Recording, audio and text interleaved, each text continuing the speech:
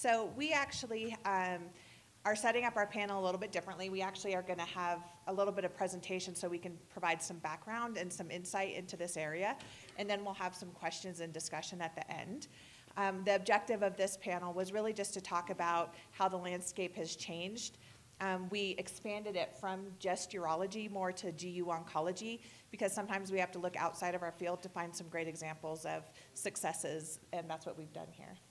So without further ado, I'm super excited to present or invite back up Sigrid. You guys have heard from her several times today, and she's not going to disappoint you like she has done such a great job today. You guys will be super impressed with this next part. Well, thank you. Thank you, Wendy, and thanks to David for putting this important topic on the agenda. May I have my slides, please? Yes, we expanded to sort of a broader field, urology, radiology, oncology, medicine, science in general.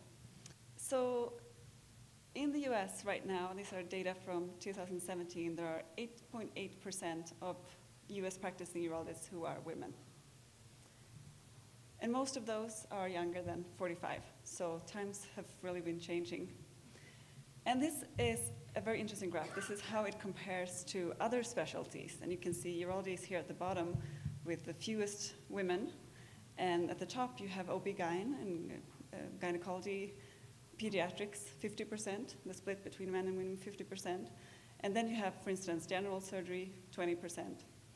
So it's very interesting to see this graph, I think. I mean, I don't know if we should strive for having a 50-50 split, but I wish that we could have a time where no one will ask you, why did you choose to become a urologist? So people often ask me, why does a young woman like you, why are you interested in older men's prostate health? So what do I say? I mean, the question that I think is interesting is why no one would ask a man why he chose to become a gynecologist. So I wish in the future that no one will no longer ask those questions. In Sweden, these rates are higher. This rate is higher. So 24% of urologists are women now. And it really has changed over time. So this is, you can see where the doctors are born, so in the 50s, 60s, 70s, and 80s, and you can see that it's almost reaching this 60-40% split. So times have really changed in terms of urology. And this is an example of a female leader. This is Maria Fronlund, who is now the first female chief of urology at the hospital where I used to work in Gothenburg.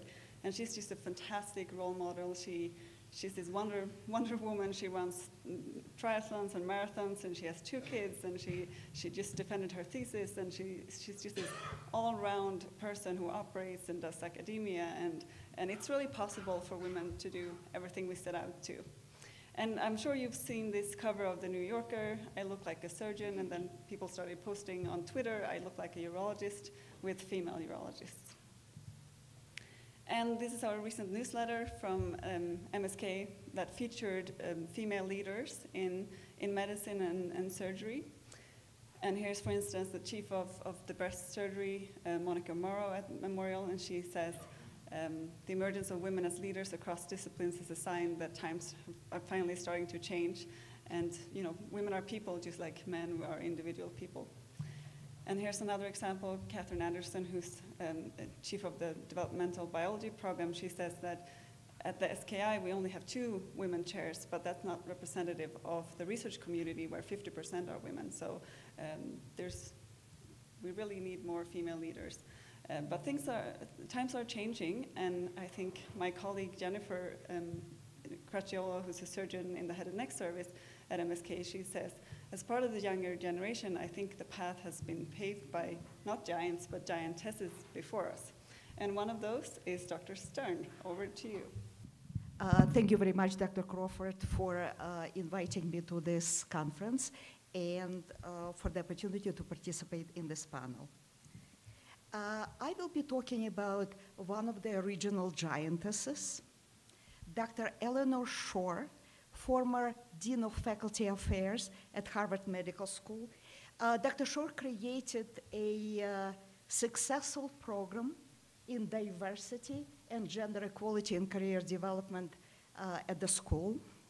And in 2001, she received History Maker Award from the Association of American Medical Colleges. I believe that Dr. Shore's model is so successful that can be replicated in any other school, in any other setting, in any field. I would like to say a few words, though, about history of Harvard Medical School and women.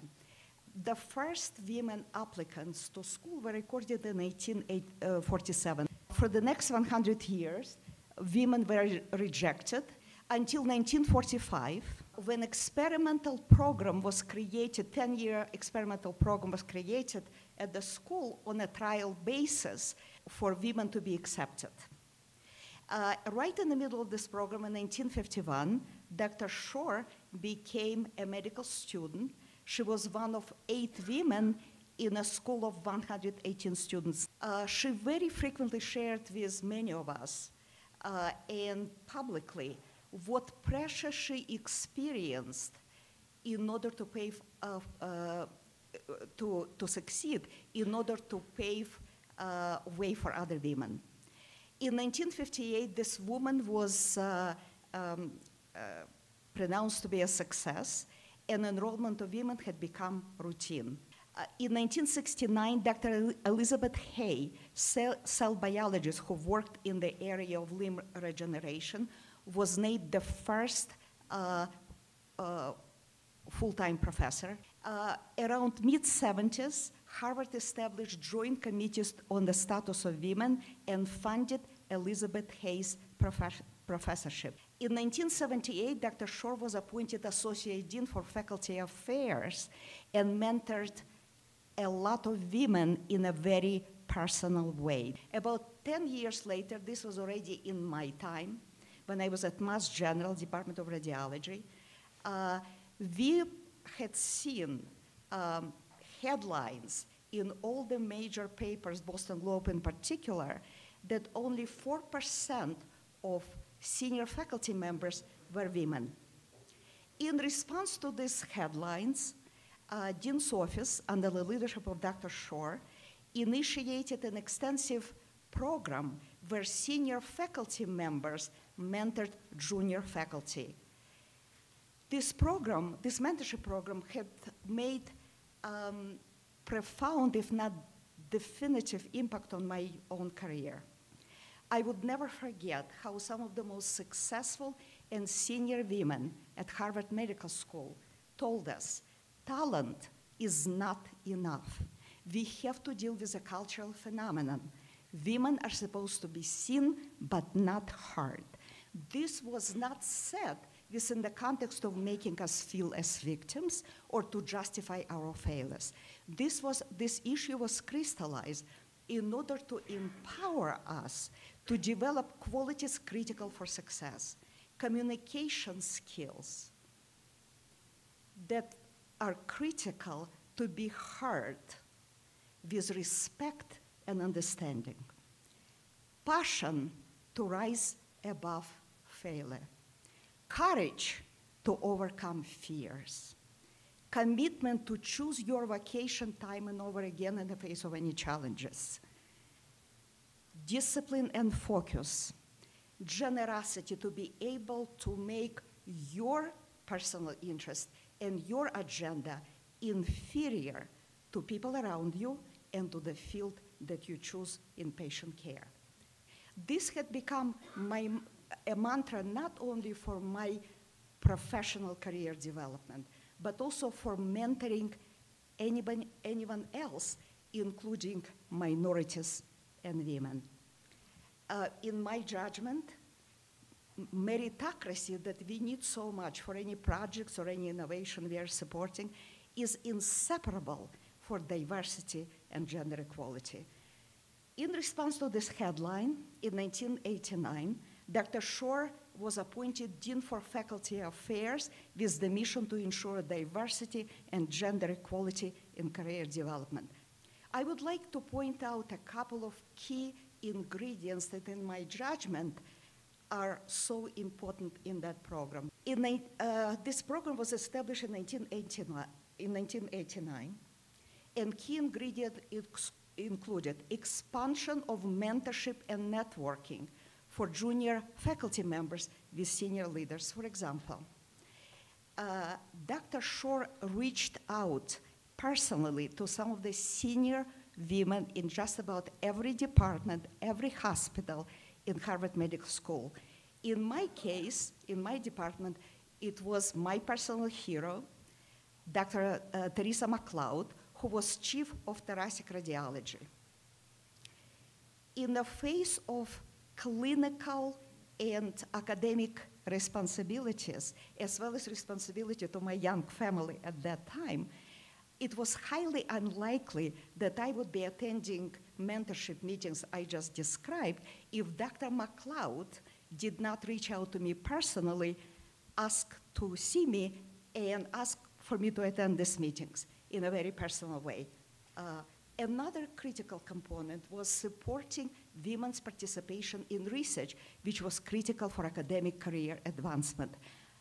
Dr. Shore instituted a remarkable infrastructure that was used to notify junior faculty members, including women and minorities, about emerging funding opportunities in research. By 1995, when to honor 50 years of acceptance of women to Harvard Medical School, Dr. Shore and her husband established a fellowship program for scholars in medicine for junior faculty. This funding enabled to buy time for academic work, to employ research assistants and other assistants in the face of added family responsibilities, such as, for example, maternity leave, childcare, etc. Around the same time, about 50% of students enrolled in the school became women. In 2016, during 70th year celebration at Harvard Medical School, Dr. Shore pointed out that at that time, 250 women were full professors, many in leadership positions. During this celebration, Dr. Paula Johnson, who is president of Wellesley College, was one of the featured speakers, and she pointed out, I am happy to see a community where women are seen and supported, and we have to keep mentoring the next generation. Thank you for your attention. So one of the things I thought really interesting when we were having the planning call for this panel was the insight. So there actually are several articles that are published on not only women in urology, but women in medicine. And some of the insights that we garnered were not that despite the vast disparities for women in urology, that there isn't any ill will or ill feelings about that. Really, people are very complimentary of the opportunities that they've had, and the, like Faina was talking about, the women mentorship and how important that is in building the space. So I thought that was really insightful. Did you guys have any differences in your training or education as you were kind of going through your program that stood out for you, or that you could share with the audience that made a difference in your decisions and your practice? If I were to choose one most important thing from my perspective, it would be, for me, mentorship by senior women. And basically looking not only direct mentorship and direct support and being my confidence, and go to people when I wasn't sure what to do, but also watching these women and what they did, how they communicated, how they built their successes, how they mentored other people. So personal example and mentorship, I would say it was the critical issue for me. So I can share my own experience, because I assume you're all wondering, why did I choose urology? And I just found it such a fun place. I mean, my colleagues are the most all-round people. They're smart, they're fun, they're witty. I mean, I'm always on the floor laughing when I'm with my colleagues at the urology group in Gothenburg, and that's really what attracted me to the field, as opposed to the general surgeons who were just angry and boring and had worked too hard. So, and then they were also very interested into research and academia, so they had all these fascinating interests on top of operating, which I loved to do when I was in my training. And then also my interest in screening, so that's really what's made me choose the field. I was always interested in prevention and early detection, and if we didn't have mammography, maybe I would have gone into that field, but now it was the PSA test, and I was so fascinated by this controversy, and it's still a controversy, so that's why I chose this field. I also think it's quite interesting how the global statistics don't mirror the US statistics as far as the ratios of men and women in practice. Are there any insights that you have from ex-US that you think we should be adopting here? Yeah, I mean, you saw the statistics for Sweden, so 24% women as opposed to 9% here. And I have some Swedish colleagues in the audience who might know more, but the healthcare system is different. So a lot of my colleagues have families and kids, and they can do so without sacrificing their careers, and they can still be in urology. I don't know if the opportunities are the same for women here, which might reflect the statistics. I came from Soviet Union, and I finished my medical school in Ukraine when it was still Soviet Union. And I finished my medical school shortly before I immigrated. Actually, I was a refugee coming to this country. And the first thing that struck me when I entered my internal medicine training is that there were 7 women out of about 70 people in my program, and I was the only foreign medical graduate. And yet, very frequently, I ended up moderating conflicts with broken English, by the way, at that time, between men and women. And I think this happened because I came from culture where woman physician is it's commonplace. There were actually more than 50% of physicians who were women. By the same token, our observation was there were a lot of women's physicians who did low-level work, while men dominated academic advancement. It was very difficult to see chair of the department, a woman chair of any department. So women, there were many more women, and yet advancement of women was far behind actually minority of men. By the same token, it was such an accepted cultural phenomena, we did not have to fight for recognition.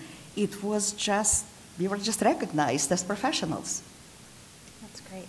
So I want to put you guys on the spot here, because I have, in doing the research and looking at some of the articles about this topic, it was interesting to see that in a lot of publications, they were looking at the difference between how men and women treat patients, specifically in oncology.